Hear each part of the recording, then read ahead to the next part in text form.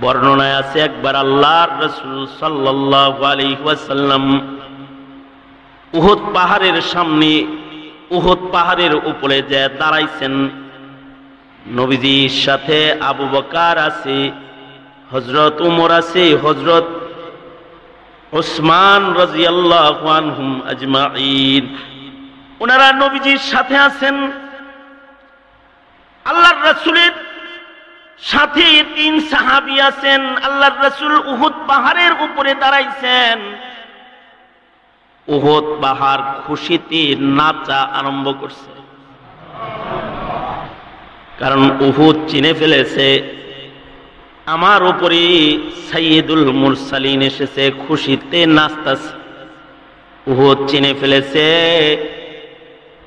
আমার উপরে সিদ্দিকের আগমন ঘটেছে, সিদ্দিকে আকবরের আগমন ঘটেছে, খুশিতে নাচতেছে।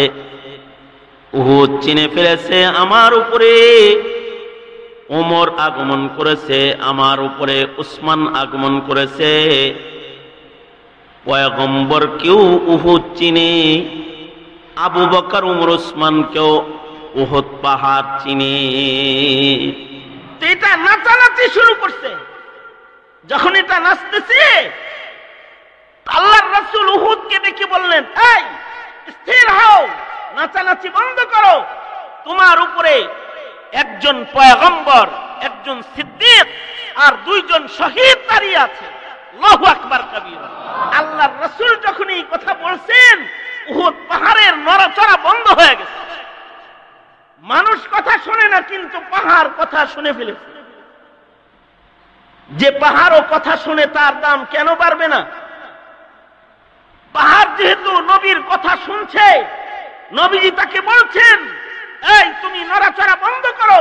তোমার উপরে একজন পয়গম্বর, তোমার উপরে একজন সিদ্দিক, তোমার উপরে 2 জন শহীদ দাঁড়িয়ে আছে। আর ওর নড়াচড়া বন্ধ হয়ে গেছে। আল্লাহর রাসূল সাল্লাল্লাহু আলাইহি ওয়াসাল্লাম একবার এক যুদ্ধের থেকে মদিনাতুল মুনাওয়ারাতে প্রবেশ করতেছেন। নবীজি এমন পথ ধরেছেন যেই পথ দিয়ে সচরাচর আল্লাহর রাসূল আসেন না। স্বাভাবিক যেই পথে আসেন সে পথ না ধরে অন্য পথে নবীর আগমন মদিনাতুল মুনাওয়ারায়। হযরত জিবরাইল যা আল্লাহর রাসূলের সামনে দাঁড়ায় গেছে। আল্লাহর নবী থামেন, একটা খবর। আল্লাহর রাসূল, এই পথে আপনি কেন মদিনায় আসতেছেন? উহুদ পাহাড় বিরহ বেদনায় কেন্দে জার জার হইতেছে, ও কাঁপতেছে। আল্লাহর রাসূল বললেন, জিবরাইল উহুদ কাঁদে কেন, কাঁদে কেন?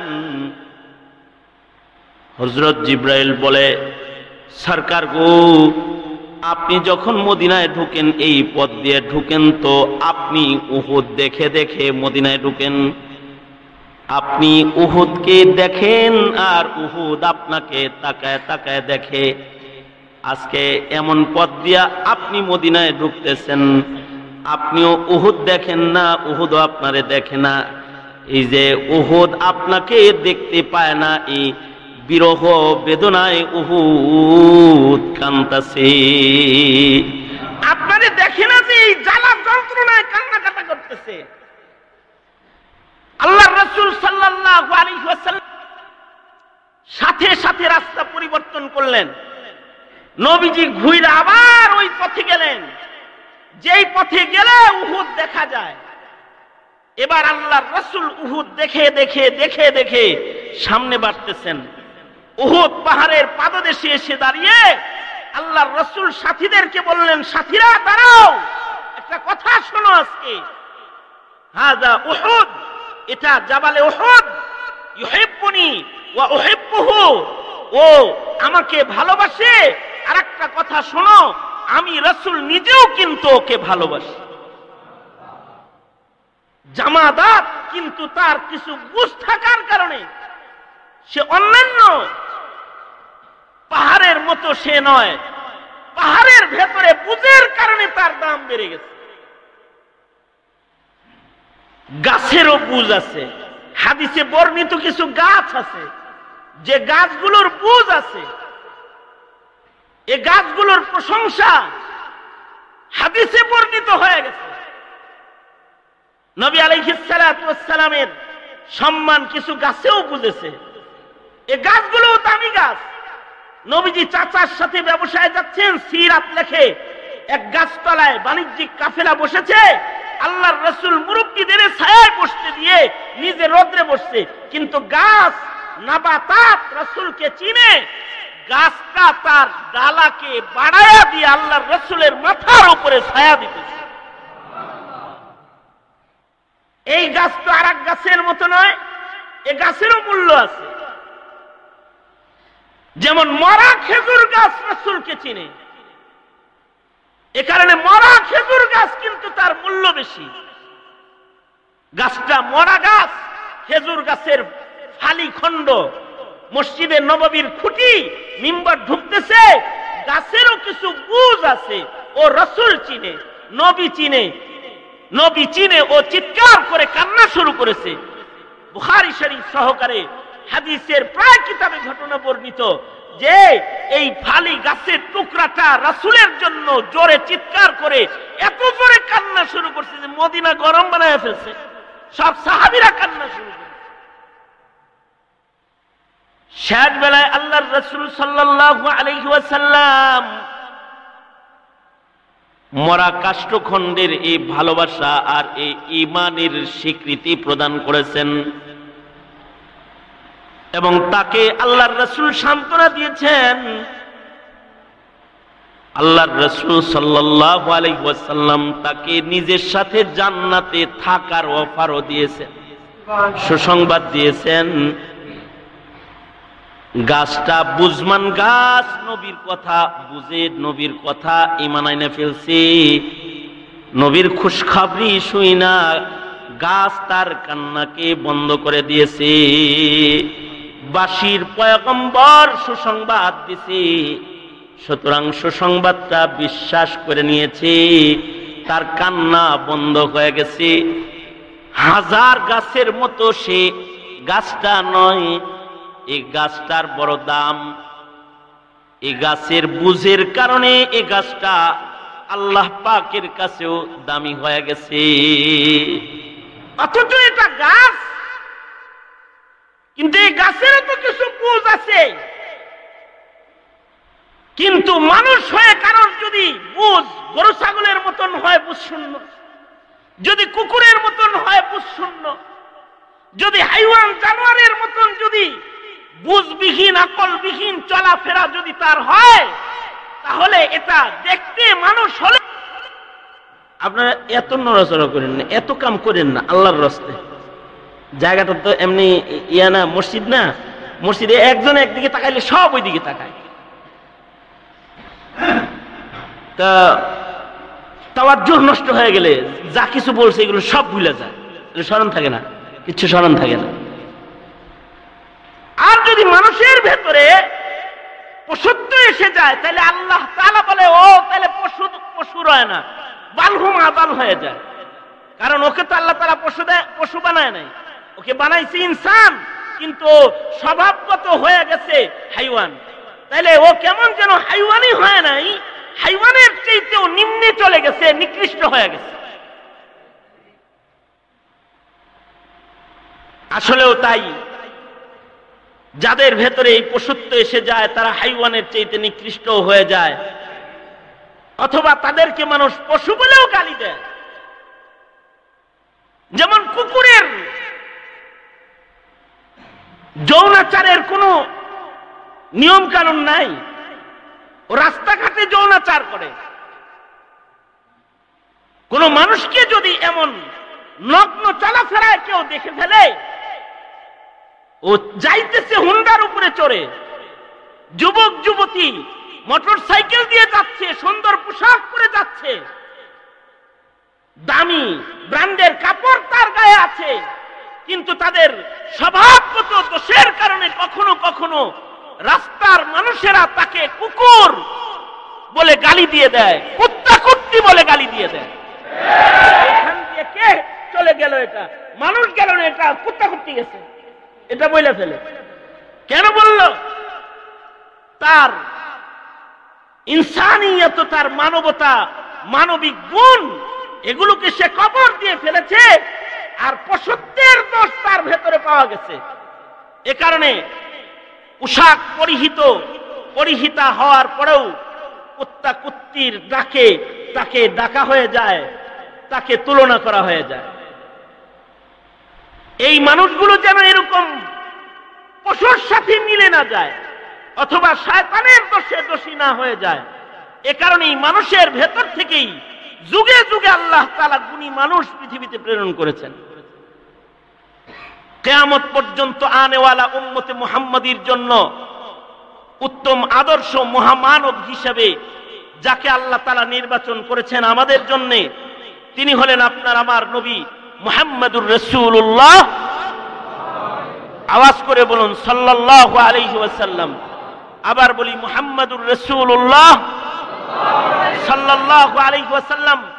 আমাদের নবীজিকে আল্লাহ তাআলা কিয়ামত পর্যন্ত মানুষের জন্য আদর্শের সর্বোত্তম আদর্শের নমুনা আদর্শ আমাদেরকে আল্লাহ তাআলা দান করেছেন, যে আমরা নবী আলাইহিস সালাতু ওয়াস সালামের আদর্শের নমুনা হব। এবং আল্লাহ তাআলা আমাদের নবী আলাইহিস সালাতু ওয়াস সালামের আদর্শিক গুণের বর্ণনা প্রশংসা নিজে করেছেন, ইন্নাকা লাআলা খুলুকিন আযীম, আপনাকে সর্বোত্তম চরিত্র মাধুরী আমি দান করেছি। আল্লাহর রাসূল সাল্লাল্লাহু আলাইহি ওয়াসাল্লাম বলেন, আমি আবির্ভূত হয়েছি মানুষদেরকে আদর্শ মনুষ্যত্ব শেখানোর জন্য। বুইসতু লিউতাম্মিমা মাকারিমাল আখলাক, সর্বোত্তম চরিত্র শিক্ষা দেওয়ার জন্যই আমার আগমন। এবং নবী আলাইহিস সালাতু ওয়াস সালাম এমন এক চরিত্র নিয়েই পৃথিবীতে আগমন করেছিলেন যে আল্লাহর রাসূল সাল্লাল্লাহু আলাইহি ওয়াসাল্লামের নবুয়তের গাওয়াহ, চরিত্রের গাওয়াহ শুধুই মাত্র আল্লাহ তাআলা দিবেন তা না, ফেরেশতারা দিবেন তা না, পাহাড় হাইওয়ান জানোয়ারে নবীর নবুয়তের গাওয়াহ দিয়েছে। এমনকি নবীর দুশমনরাও নবীজির নবুয়তের সাক্ষ্য প্রদান করেছে, নবীর চরিত্রের সাক্ষ্য প্রদান করেছে। যারা দুশমন ছিল তারা কালেমা পড়ে মুসলমান হয়ে বলেছে যে আপনি আল্লাহর নবী, এমন আখলাকের মানুষ সাধারণ হতে পারে না, আপনি অবশ্যই আল্লাহর পয়গম্বর। নবীজির আখলাক দেখে দুশমন দোস্ত হয়ে গেছে, ইমানদার হয়ে গেছে, কালেমা পড়ে ফেলেছে। এমনকি হালতে কুফুরেও আখলাক দেখে তো কালেমা পড়ে মুসলমান হয়েছে, এমনকি হালতে কুফুরের ভেতরেও, কুফুরের হালতেও আল্লাহর রাসূল সাল্লাল্লাহু আলাইহি ওয়াসাল্লামের বদনাম কাফেররা করে নাই। আল্লাহর রাসূল সাল্লাল্লাহু আলাইহি ওয়াসাল্লামকে এমন এক চরিত্র মাধুরী আল্লাহ তাআলা দান করেছেন, এই চরিত্র মাধুরী যদি কাফেরও লেখাপড়া করে, কাফেররাও যদি সিরাতুন নবী পড়ে, কাফেররাও যদি নবীজির আখলাক পড়াশোনা করে, নবীজির জীবন নিয়ে গবেষণা যদি কোনো কাফের করে, তো মুহাম্মদুর রাসূলুল্লাহ সাল্লাল্লাহু আলাইহি ওয়াসাল্লামের জীবনী যারা পড়ে ফেলেছে, নবীজিকে যারা চিনে ফেলেছে, নবীজিকে নিয়ে যারা গবেষণা করেছে, রাসূলের চরিত্র সম্পর্কে যারা ইলম হাসিল করেছে, নবীকে যারা চিনেছে, তারা বেঈমান আর থাকতে পারে নাই, তাদের মুখে কালিমার বাণী উচ্চারিত হয়েছে, তারা কালিমা পড়ে ফেলেছে। এমনকি যখন কুফর এর ভেতরে নিমজ্জিত কেউ রয়েছে, তখন আল্লাহর রাসূলের ইনসানিয়ত মনুষ্যত্বের গুণগুলার সাক্ষী কাফের মুশরিকরা দিয়েছে। এ কারণে আল্লাহর রাসূল সাল্লাল্লাহু আলাইহি ওয়াসাল্লামকে আল্লাহ তাআলা সাক্ষী বানিয়েই প্রেরণ করেছেন। আল্লাহ তাআলা বলেন, আমি আপনাকে সাক্ষী বানিয়ে প্রেরণ করেছি, আপনি আমার পক্ষ থেকে আপনি যে প্রেরিত হয়েছেন, আপনি সাক্ষী হিসাবে প্রেরিত হয়েছেন। আপনি শাহাদাতের সাক্ষী, আপনি জান্নাতের সাক্ষী, আপনি জাহান্নামের সাক্ষী, আপনি কাফের মুশরিকদের কাছেও মনুষ্যত্বের সাক্ষী, কাফেররাও আপনার মনুষ্যত্বের সাক্ষ্য প্রদানকারী। হযরত আবু সুফিয়ান রাদিয়াল্লাহু আনহু, উনি যখন মুসলমান হন নাই, যখন উনি কাফের, তো ওনাকে বাদশাহ হেরাকল জিজ্ঞাসা করেছিল, আবু সুফিয়ান মুহাম্মাদের এত বদনাম করলে তার কিছু স্বভাব সম্পর্কে তোমাকে জিজ্ঞাসা করি।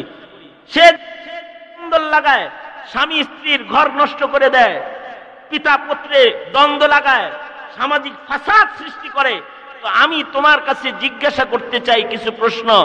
তার ভেতরে একটি প্রশ্ন হলো, আচ্ছা এই আবু সুফিয়ান, মুহাম্মদ কি কখনো মিথ্যা কথা বলে? সে কি কখনো মিথ্যা কয়? হযরত আবু সুফিয়ান বলে, আমার মুখের আগায় আয়াত হইছিল যে আমি বলবো যে হ্যাঁ মিথ্যা কথা কয়, কিন্তু আমি দেখলাম আমি যদি বলি যে মুহাম্মদ মিথ্যা কথা কয়, তাইলে যারা মুহাম্মদকে চিনে তারা সবাই আমাকে বলবে, আবু সুফিয়ান তুমি এত বড় মিথ্যাবাদী। আমাকে যারা চিনে তারা আমাকে মিথ্যাবাদী বলবে।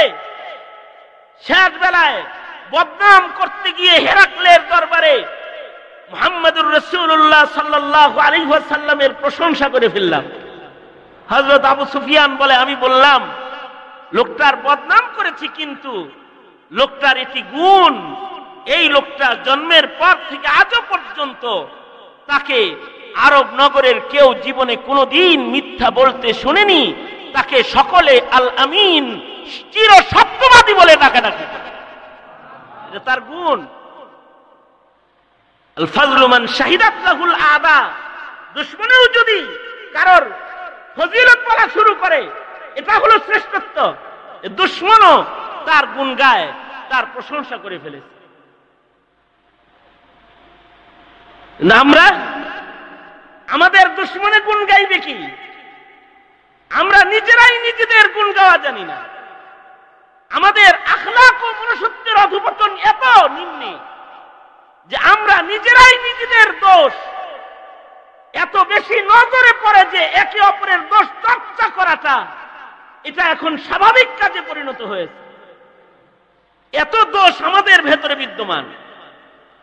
কিন্তু মুহাম্মদুর রাসূলুল্লাহ সাল্লাল্লাহু আলাইহি ওয়াসাল্লাম মনুষ্যত্ব নিয়ে পৃথিবীতে আগমন করেছেন, ইনসানিয়ত শিখাইতে আমাদের কাছে এসেছেন। আমরা রাসূলকে চিনি না বিধায় আমরা রাসূলের মূল্যায়ন করি না, কিন্তু রাসূলকে যারা চিনেছে তারা নবীর মূল্যায়ন করেছে।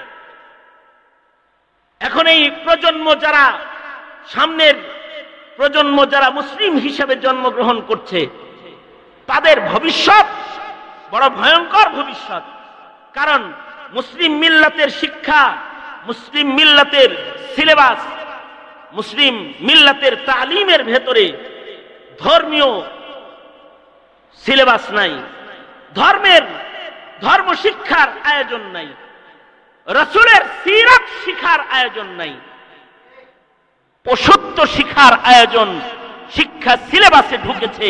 মনুষ্যত্ব শিক্ষা দেওয়ার যে সিরাত, এটাকে শিক্ষা সিলেবাস থেকে কেটে ছিঁড়ে দূরে নিক্ষেপ করা হয়েছে।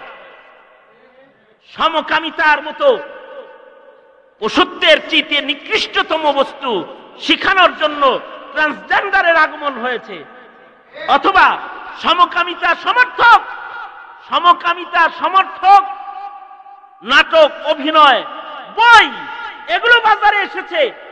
সিরাতুন নবী শিখানোর মতো কোন আয়োজন এখন বিদ্যমান নাই।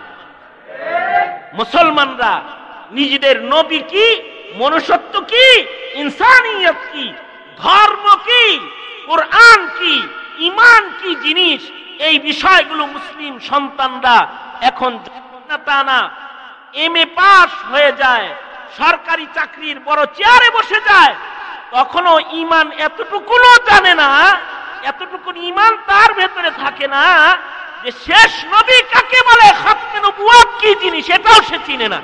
এতটা মূর্খের খাতায় তার নাম চলে যায়। এই হলো আমাদের দুর্দশা। আমার এক বন্ধু সাথী আছে, নাম বলবো না, আমি যে বন্ধু বর্ণনা করছে ঘটনাটা তার নাম বলতেছি না। উনি এক জানাজায় গেছেন, জানাজার ইমামতি করেছেন। যার জানাজা পড়া হয়েছে তার সন্তান, তার নাতিপুতিরা প্রবাসে থাকে, প্রবাস থেকে তারা এসেছে দাদার জানাজা পড়তে। ছেলে এসেছে বাবার জানাজা পড়তে, আর নাতি নাতনিরা এসেছে দাদার দাফনে শামিল হতে। জানাজা যখন শেষ হয়ে গেছে, খেয়াল করে শোনার মতো বিষয়, তখন ছোট্ট বাচ্চা, প্রবাসে থাকা ছোট্ট বাচ্চা দৌড়ে দাদার জানাজার কাছে এসে জানাজার পরে নিজের পিতাকে জিজ্ঞাসা করতেছে, আব্বু এখন কি দাদুর লাশ পোড়ানো হবে? নাউজুবিল্লাহ, এত আস্তে করে বললেন, এই প্রশ্নটা মনে হয় বুঝলেনি। আমি আবার বলি প্রশ্নটা। একটা মুসলমানের জানাজা হচ্ছে, একটা মুসলিম মাইয়িতের জানাজার ইমামতি করতেছেন একজন আলেম দ্বীন, জানাজার সালাম ফিরানো হয়েছে, আর তার সন্তান তার নাতি তারাও জানাজার পাশে দাঁড়িয়ে আছে। ছোট্ট শিশু বাচ্চাটা পিতাকে জিজ্ঞাসা করতেছে, আব্বু দাদু তো চলে গেল, জানাজা তো হয়ে গেল, এখন কি দাদাকে আগুন দিয়ে পুড়িয়ে ফেলা হবে? এই প্রশ্ন করেছে নাউজুবিল্লাহ। পিতা সাথে সাথে নিজের সন্তানের মুখ চেপে ধরেছে, কি কস এটা? এখন আমার যেটা বলার কথা আপনাদের কাছে সেটা হলো, মুসলমানের লাশ যে মরার পরে দাফন করা হয় সুন্নত তরিকায়, এটিও জানার মতন আয়োজন মুসলিম সমাজের প্রজন্মের ভেতরে বিদ্যমান নাই। বরঞ্চ হিন্দি ফিল্ম দেখতে দেখতে, মরা মানুষের লাশ পুড়িয়ে দেওয়ার চিত্র দেখতে দেখতে মুসলমানের আওলাদরাও মনে করে মরার পরে তার দাদার লাশও জ্বালায় দেওয়া। এই হলো আমাদের প্রজন্মের ধর্মীয় জ্ঞান, এই হলো আমাদের প্রজন্মের বর্জখের জ্ঞান, এই হলো আমাদের প্রজন্মের নবী রাসূল সম্পর্কে জ্ঞান, আইডিয়া। এ কারণেই আসাদ নূরের দলে হাজার হাজার মুসলিম ঘরের যুবক যুবতীদেরকে লাফাইতে দেখা যায়, কারণ ওরা রাসূলও চিনে না, ওরা কবরও চিনে না, ওরা ধর্মও চিনে না, ওরা কোরআনও চিনে না, ওরা জান্নাতও চিনে না, জাহান্নামও ওরা চিনে না, কিছুই। ওদের ভেতরে ইনসানিয়ত কিভাবে আসবে?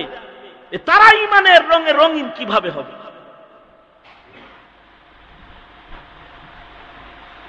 এ কারণে আমি মনে করি আপনাদেরকে এই কথাগুলো এখন বলে দেওয়ার ফরজি আহকাম আমাদের মাথার উপরে চলে এসেছে, যে আপনারা ওয়াদায় আবদ্ধ হন যে আপনি আপনার সন্তানকে, আপনি আপনার ভাতিজাকে, আপনি আপনার ছোট ভাইকে, আপনি আপনার সমাজকে, আপনি আপনার সমাজের নারী পুরুষকে ধর্ম কি জিনিস, ইসলাম কি জিনিস, রব কি জিনিস, তাওহীদ কি জিনিস, রাসূল কি জিনিস, নবী কি জিনিস, নবীর সিরাতটা কি জিনিস, মনুষ্যত্বের রংটা আসলে কি, কিভাবে আল্লাহর কাছে মাহবুব হওয়া যায়, এটা আপনি দায়িত্ব নিয়ে সরকারি সিলেবাস আর শিক্ষাঙ্গনের সিলেবাসের দিকে তাকিয়ে থাকলে প্রজন্মকে নাস্তিকতার দস্তরখানে ফেলে দিতে হবে। এই প্রজন্মকে নাস্তিকতার এই জায়গা থেকে তুলে ইমানের দস্তরখানে বসানোর জন্য আপনাদেরকেই পদক্ষেপ গ্রহণ করতে হবে। আজকে মুসলমানদের এই ওয়াজ নসিহাত, মুসলমানদের তাফসীরুল কোরআন, মুসলমানদের এই ধর্মীয় আয়োজনগুলো, এগুলো সব বাধাগ্রস্ত। এটার একটি মৌলিক কারণ হলো কম আজ কম এই মাহফিলগুলোর ভেতর থেকেই ঈমানিয়তের তালিম দিয়ে দেওয়া হয়, এই মাহফিলগুলোর থেকেই চিল্লার জামাতকে প্রস্তুত করা হয়, এই মাহফিলগুলোর থেকেই শায়েখে বরুণার সোহবতে কাফেলা প্রেরণ করা হয়, এই মাহফিলগুলোর ভেতর থেকেই একটি দলকে তালিবুল ইলমের সাথে সজ্জিত করে মাদ্রাসায় ইলমে দ্বীন হাসিল করার জন্য জামাতবন্দি করে তাদেরকে স্কুল থেকে বের করে পাঠায় দেওয়া হয়।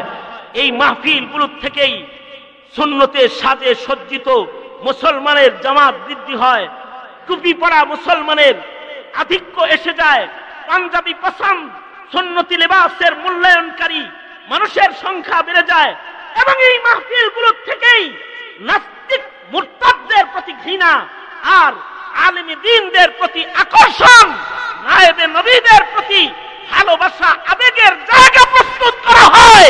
এ কারণে এই মাহফিলগুলো আজকে অপছন্দের বস্তুতে পরিণত হয়েছে তাদের কাছে, যারা মুসলমানের মাটিতে 90% মুসলিম বসবাসকারী মুসলমানের জমিনে যারা নাস্তিকতা আর মুরতাদ বেঈমানদের চাষাবাদ যারা করতে চায়, তারা এগুলোকে বন্ধ করতে চায়। এটা তো বাস্তবায়ন হয়েছে। এটা যদি বাস্তবায়িত হয়ে যায় তাহলে প্রজন্মে কালেমা পড়নেওয়ালা মানুষ থাকবে না। আপনারা নিজেরা অনেক সময় বয়ানে আসেন, নিজেরা বয়ান শোনেন, কিন্তু বাচ্চাদেরকে ছেড়ে দেন মেলায়, ছোট ছেলেটাকে ছেড়ে দেন দোকানে খেলনা কিনায়, তাকে ছেড়ে দেন না। উচিত তো হলো যেখানে মাহফিল হবে সেখানে বাচ্চা আপনার কোলে বসা থাকবে, আর তাকে বলতে হবে, ওয়াজ শুনতে হবে না, হুজুরকে তাকায়া দেখতে থাকো, এটা বলতে হবে তাকে। কারণ সে যতক্ষণ পর্যন্ত আলেম চিনবে না ততক্ষণ পর্যন্ত নবীও চিনবে না। কারণ নায়েবে নবী সে চিনবে না। যে নায়েবে নবীর গালে জুতা দিয়ে পিটাইতে চায়, সে নবীর গলে মালা কিভাবে পরাবে? সে নবী পরাবে। যে নায়েবে নবীকে তিরস্কার করে গালি দেয়, সে নবীর ইজ্জত কিভাবে করবে? আমাদের এক বুজুর্গ একটি উদাহরণ দিয়েছেন। উদাহরণটা আমি আপনাদের কাছে তাকরার করি, কারণ উদাহরণ দিয়ে তো আল্লাহ কথা বলেছেন, উদাহরণ দিয়ে নবীও কথা বলেছেন। উদাহরণ দিয়ে কথা বললে কথা সহজে বুঝে আসে, উদাহরণ দিয়ে কথা বললে। এ কারণে কোরআনে কারীমের ভেতরেও যথেষ্ট পরিমাণ উদাহরণের আলোচনা আছে, যে দৃষ্টান্ত দিয়েছেন আল্লাহ তাআলা নিজে কোরআনে কারীমে বান্দাকে বোঝানোর জন্য। আল্লাহর দেয়া এই দৃষ্টান্তগুলোকে আবার একত্রিত করে কিতাবও লেখা হয়েছে। কিতাবের নাম আমসাল আল কোরআন, অর্থাৎ দৃষ্টান্ত দিয়ে কথা বলা আল্লাহ পাকের কথাগুলোকে একত্রিতকারী একটা কিতাব। আমসাল আল কোরআন, কোরআনে বর্ণিত যে সকল দৃষ্টান্ত আছে এর উপরে কিতাব। আবার আমাদের আকাবিররা কিতাব লিখেছেন আমসাল আল হাদিস, অর্থাৎ আল্লাহর রাসূল দৃষ্টান্ত দিয়ে কি কি কথা বলেছেন। যেমন আল্লাহ তাআলা দৃষ্টান্ত দিয়ে বলছেন, মৌলবী কেমন জানো? চোখওয়ালা যেমন মৌলবী তেমন।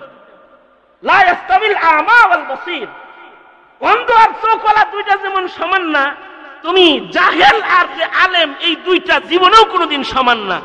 কারণ চোখওয়ালার চোখ আছে, আন্ধার চোখ নাই। জাহেলের ইলম নাই, আলেমের নূর আছে, ইলম আছে। সে তার এই ইলমি নূরের চোখ দিয়া জান্নাতের পথ দেখতে থাকবে, যেমন করে চক্ষুওয়ালা দুনিয়ার পথ দেখতে থাকে, ইলমওয়ালা আখিরাতের পথ দেখতে থাকবে। দৃষ্টান্ত দিয়ে আল্লাহ তাআলা কথা বুঝাইছেন। আবার আল্লাহর রাসূল সাল্লাল্লাহু আলাইহি ওয়াসাল্লাম দৃষ্টান্ত দিয়ে কথা বলেছেন। এই ইসলামের উপমা হলো একটি তাঁবুর মতন। একটি তাঁবুর যেমন খুঁটি আছে চার কোণে চারটা, এরকম ইসলামেরও ঈমানের পরে চারটি বড় স্তম্ভ আছে। একটি খুঁটি যদি দুর্বল হয়ে যায়, তাঁবুটা যেমন দুর্বল হয়ে যায়, শরীয়তি ইসলামের আহকামের একটি আহকাম মানার ব্যাপারে কারোর ভেতরে যদি দুর্বলতা এসে যায়, তাইলে তার ধর্ম মানা দুর্বল হয়ে যায়, তার ঈমান দুর্বল হয়ে যায়, তার ইসলাম দুর্বল হয়ে যায়। আল্লাহর রাসূল দৃষ্টান্ত দিয়ে কথা বলেছেন। আমসাল আল হাদিস এর উপরে কিতাব, যে হাদিসে কি কি উদাহরণ আছে। আমাদের আকাবির বুজুর্গরা অনেক সময় আয়াত হাদিস না বলেও দৃষ্টান্ত দিয়েও মানুষকে কখনো কখনো হিদায়াতের কথা বলতেন। কারণ দৃষ্টান্ত দিলে সাধারণ পাবলিক বুঝে ভালো। যেমন হযরত কাসিমুল উলুম ওয়াল খায়রাত কাসিম নানুতুবি রাহমাতুল্লাহি আলাইহি একদিন বয়ান করতেছিলেন, জানো নেককারের কাছে যদি, নেককারের কবরের পাশে যদি কবরও হয় তাও একটা লাভ। দোয়া করবে আল্লাহর কাছে কবরটা যেন নেককারের কবরের সাথে কবর হয়, এই দোয়া করবা। এই ওয়াজ করতেছেন। তো হযরতের এক খাদেম ছিল, সাধারণ আলেম, ওইরকম ইলমি যোগ্যতাওয়ালা খাদেম না, সাধারণ পাবলিক আল্লাহ দিন খাদেমের নাম। খাদেম হযরতকে প্রশ্ন করে বসলো, ইমান নাই, আমল নাই, ভালো মানুষের কবরের লোকে কবর হইলেই বুঝি তার আবার কবরে কিছু লাভ হইব, এটা কেমনে হইব বুঝে আসে নাই। হ্যারই তো ইমান আমল ঠিক নাই, আর একজনের কবরের পাশে কবর হইলে পরে লাভ হবে কিভাবে? হযরত কাসিমুল উলুম ওয়াল খায়রাত তিনি বললেন, এই আল্লাহ দিন, এই যে আমারে যে বাতাস দিবার লাগছে তাল পাখা দিয়া, আমার গায়ের বাতাসটা কি শুধু আমার গায়েও লাগে নাকি আমার ডান বামে যে আছে তাগর গায়েও লাগে? ওই তাগর গায়েও তো কিছু লাগে। তাল পাখার বাতাস যদি একজনকে দিলে ডানে বামে লাগে, তাহলে জান্নাতের বাতাস বুঝি একজন নেককারের কবরে গেলে ডানে বামে লাগবে না রে? এটারও লাভ আছে। এ কারণে ভালো মানুষের সাথে শুইতে পারাটাও নসিবের ব্যাপার। এ কারণে হযরত উমর নিজের কবরকে আল্লাহর রাসূলের রওজা আথারের কাছে নেওয়ার জন্য হুজরায় আয়েশায় ঢুকছে। তো উপমা দিয়ে কথা বললে মানুষ বুঝে পারে। আপনাদেরকে আমি আজ থেকে 30 বছর পিছনে নিয়ে যাই, এই কথাটাই আমার আজকের আলোচনার শেষ কথা। সেটা হলো 30 বছর আগে যখন প্রবাসে বাপেরা চলে যেত, তখন টেলিফোনের এই অনলাইন সিস্টেমও ছিল না, লাইভ কল, ভিডিও কলের আয়োজনও ছিল না। আমরা তখন ছোট, দেখেছি প্রবাস থেকে কোনো চিঠি আসলে তো এই যিনি প্রবাসে থাকে তিনি চিঠির ভেতরে একটা ছবিও পাঠায় দিত। ছবি পাঠায় দিত কার জন্য? 6 মাসের যে বাচ্চাটাকে রেখে গেছে, 5 বছর পরে বাচ্চাটা বাড়িতে এলে তো আব্বা চিনত না, এই জন্য বিবিরে আবার চিঠির ভেতরে লিখে দিছে, আমার সন্তানটা যেন আমাকে চেনে, আমার সন্তানটা যেন আমাকে চিনে বিবি, এজন্য ছবি পাঠায়া দিলাম, মাঝে মধ্যে আমার ছবি দেখায়া বাবার চেহারার সাথে তার পরিচয় করাইয়া দিও। ঘটনা এমন ঘটতো, আগে সন্তানরা বিমানবন্দরে যাইতো বাপের আনতে, তখন ছবি লয়ে যেত যে কার চেহারা আমার আব্বার চেহারার সাথে মিলে। এক সময় তার পিতাকে দেখে ফেললে হাতের ছবির কদর তার নাই, হাতের ছবি ফেলে দিয়ে পিতার বুকে যে বুক লাগাইতো। মুহাম্মাদুর রাসূলুল্লাহ সাল্লাল্লাহু আলাইহি ওয়াসাল্লাম 1500 বছর আগে পৃথিবীতে আগমন করেছেন, কিন্তু কিয়ামত পর্যন্তের জন্য তিনি নবী। আর কোন পয়গম্বর দুনিয়াতে আগমন ঘটবে না, তিনি শেষ নবী, শ্রেষ্ঠ নবী। এই নবীকে কিয়ামত পর্যন্ত আনেওয়ালা মানুষগুলো যেন চিনে, এ কারণে নবীর নায়েব, নবীর ছবি আল্লাহ তাআলা কিয়ামত পর্যন্ত একটি দলকে জমিনে প্রেরণ করতে থাকবেন। যাক্কারাকুম বিল্লাহি রুইয়াতুহু, নবীদেরকে দেখলে যেমন আল্লাহর কথা স্মরণ হইতো, আলেম দেখলেও আল্লাহর কথা স্মরণ হবে। আলেমের চেহারার ভেতরে নবীর চেহারার সুন্নতের রং দেখতে পাবে, আলেমের আচরণের ভেতরে নবীর আখলাক ফুটে উঠবে, আলেমে দ্বীনের জজবার ভেতরে নবীজির জজবাকে খুঁজে পাবে, আলেমে দ্বীনের ইবাদতের ভেতরে নবীজির ওই ইবাদতের লজ্জত এটা তালাশ করে পাবে। আলেমে দ্বীনের ঈমানের সাথে ঈমান মিলাইলে হালাওয়াতুল ঈমান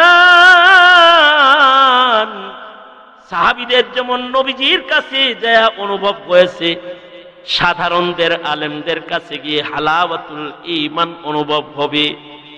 যে সাহেব দেখে দেখে নবীর প্রতিচ্ছবি দেখে দেখে যারা নবীর সাথে সম্পর্ক জারি রাখবে, এ কারণে আল্লাহর রাসূল বলেছেন, আলাইকুম বিমুজালাসাতিল উলামা, তোমরা আমার উম্মতের আলেমদের কাছে বসবা, তাদের ভালোবাসবা, তাদের সাথে মুসাফা করবা, তাদের ইত্তিবা করবা, তাদের কথা শুনবা, তাদের নসিহত শুনবা। শুনলে কি লাভ হবে?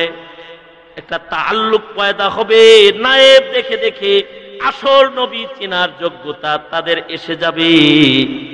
সন্তান যেমন ছবি ফেলে দিয়ে বাবার চেহারা চিনে বুকে চলে যায়, কবরে মাইয়িতকে রাখার পরে যখন প্রশ্ন হবে ওমান হাযার রাজুল, আর তার কবর থেকে রওজা থার পর্যন্ত যখন খোলা রাস্তা হয়ে যাবে, ইমানের দূরবীন দিয়ে তাকিয়ে সে যখন রাসূলকে দেখে ফেলবে, অথবা নবীজির ছবি দেখায় যখন তাকে বলা হবে ওমান হাযার রাজুল, অথবা যখন বলা হবে মান নাবিয়ুকা, তোমার নবী কি, তখন তার যদি নায়েবে নবীদের সাথেও সম্পর্ক থাকে, নায়েবে নবীদের মুখ থেকে তার নবীর নাম সে কিভাবে শুনেছে, নায়েবে নবীদেরকে দেখে যদি নবীর রং ঢং সে চিনে থাকে, ছবি দেখানোর সাথে সাথে বলবে আরে এই প্রতিচ্ছবি তো আমি নায়েবদের ভেতরে সারা জন্ম দেখেছি, এইটা দেখায় আবার জিগান লাগেনি, এটা আমার নবী, আমার নবী মুহাম্মদুর রাসূলুল্লাহ সাল্লাল্লাহু আলাইহি ওয়াসাল্লাম। যদি কবরের প্রশ্নের উত্তরগুলো একটা মুমিনের হয়ে যায়, তাহলে কবর থেকে তার জান্নাতের খুশবু শুরু হয়ে যাবে, জান্নাতের ভোগের জীবন শুরু হয়ে যাবে। আর যদি এতটুকুন পরিচয় উম্মত তোমার সাথে নবীর সাথে না থাকে, হিসাবের পরে আযাব না, কবরস্থান থেকে দোজখের আগুনের আযাব শুরু হয়ে যাবে। সুতরাং রাসূল চেনার দরকার আছে, ধর্ম বুঝার দরকার আছে, ধর্মের কথা শোনার দরকার আছে, ধর্ম মানার দরকার আছে। এটা যদি আমার ভেতরে না আসে, অথবা আমার মিল্লাতের ভেতরে না আসে, অথবা আমার প্রজন্মের মুসলমানদের ভেতরে না আসে, তাহলে তো তাদের কবরের প্রশ্নের উত্তরটাও সহি হবে না। তাদের ভেতরে ওই মনুষ্যত্ব আসবে না যে মনুষ্যত্বের কারণে আল্লাহর মাগফিরাত তাদের জন্য হবে। তাদের ভেতরে ওই ইবাদত আসবে না যে ইবাদতের দ্বারা তার নেকির পালা ওজনদার হবে। তাদের ওই সিফাত আওসাফ জমা হবে না যে সিফাত আওসাফের কারণে আল্লাহ তাআলা আল্লাহর বন্ধু হিসেবে জান্নাতে তাকে জায়গা দান করবে। সুতরাং আমারও আমার প্রজন্মের ভেতরে শয়তানিয়ত অথবা হাইওয়ানিয়ত যেন প্রবল না হয়। আমার সন্তান, আমার প্রজন্মের ভেতরে যেন ইনসানিয়ত আর ঈমানিয়ত আর ইবাদতের মজমা হয়। এইটার জন্যই দরকার দাওয়াত ও তাবলীগ, এটার জন্যই দরকার তাফসীর মাহফিল, এটার জন্যই দরকার সোহবতি উলামা, এটার জন্যই দরকার নেককারদের সাথে জামাতবদ্ধ চলাফেরা, এটার জন্যই দরকার শিক্ষা সিলেবাসের পরিবর্তন, এটার জন্যই দরকার। মুহতারাম হাজিরিন, এই বুঝগুলো এগুলো জাতির ভেতরে যতক্ষণ পর্যন্ত না আসবে ততক্ষণ পর্যন্ত জাতির ভবিষ্যতের আলোর পথ খুলবে না। সুতরাং নিজেদের সতর্ক হওয়ার জরুরত রয়েছে। সতর্ক হব তো ইনশাআল্লাহ। আল্লাহ তাআলা আমাদেরকে সতর্ক হওয়ার তৌফিক দান করুন, আমিন বলেন। আমি আমার আলোচনায় যে কথাটা সুস্পষ্ট করার চেষ্টা করেছি সেটা হলো এই, আমার ভেতরে যেন শয়তানিয়ত না আসে, আমার ভেতরে যেন হাইওয়ানিয়ত গালেব না হয়ে যায়, আমার আপনার ভেতরে ইনসানিয়ত ও ঈমানিয়তের রংগুলো যেন আপনার আমার ভেতরে এসে যায়। এর জন্য দরকার নবীজির হক আদায়কারী, সর্বোচ্চ মুহাব্বত করনে ওয়ালা মুমিন হওয়া, নবীকে চিনা, দ্বীনকে চিনা, দ্বীনকে বুঝা, নায়েবে নবীদের সান্নিধ্যে চলাফেরার মাধ্যমে নিজের ঈমানি জিন্দেগিকে মজবুত করা, এটা আমাদের ঈমানি জিম্মাদারি। আল্লাহ তাআলা আমাদেরকে এই জিম্মাদারি বুঝার এবং আমল করার তৌফিক দান করুন, আমিন।